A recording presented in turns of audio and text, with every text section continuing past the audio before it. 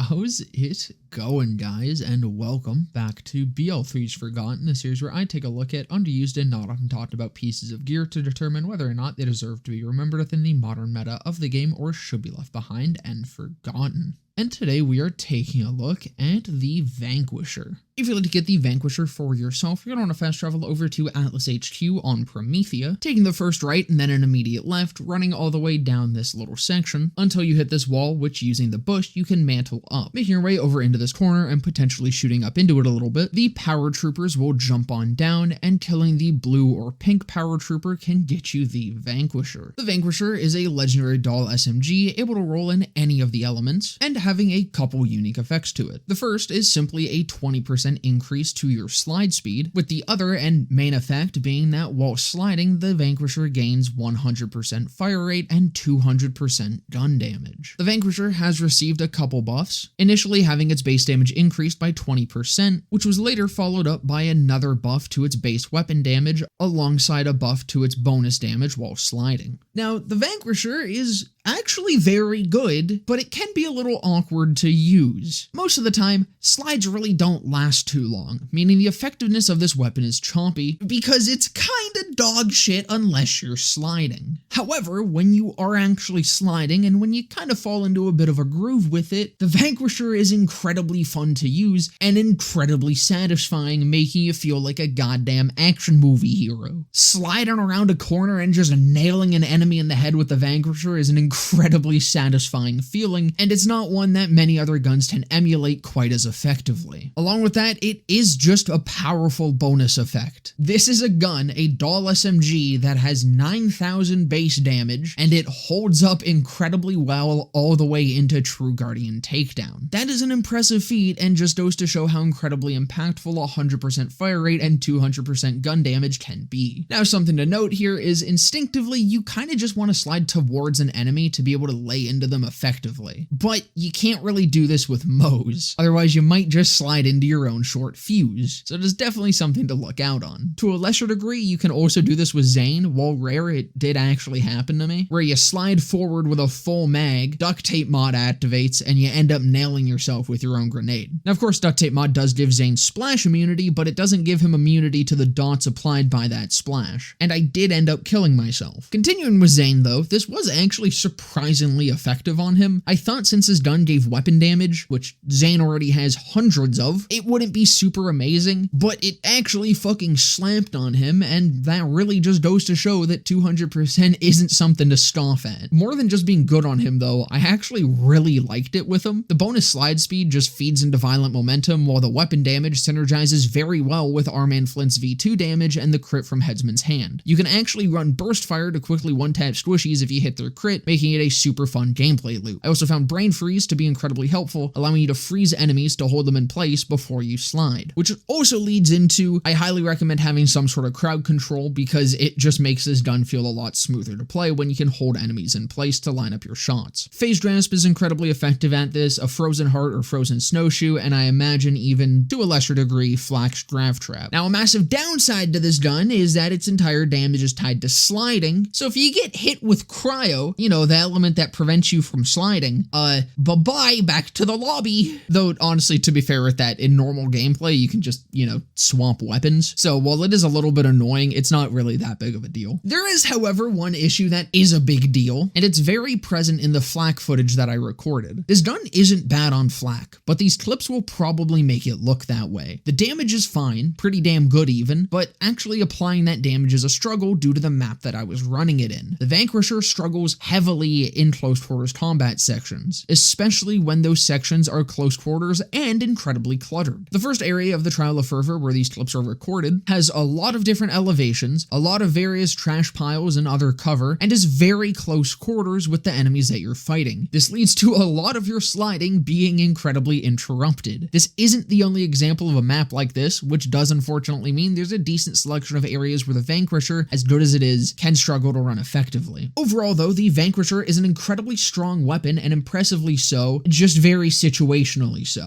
This is a gun that when you get the hang of it and in the right sort of area, it'll just absolutely carry you through that section and obliterate anything you point it at, while offering incredibly unique and very fun gameplay that very few other guns emulate as well. But as fun as it can be, if you're in a section with a lot of clutter and very close quarters combat, then as good as it can feel, it ends up feeling just as fucking awful. This is a gun with incredibly high highs, but just as low lows. So if you are going to be running one, you kinda gotta pick and choose when and where to run it. But overall, I do really like this gun. That's gonna about do it for this one though. I hope you guys enjoyed. If you did, definitely consider leaving a like, comment, subscribe, all of that. Down in the description will be a link to my Twitch channel where you can follow to be notified of when I go live, and just under that is a link to my Discord server where you can come and join and hang out. But with that all being said, I hope to see you guys in the next one.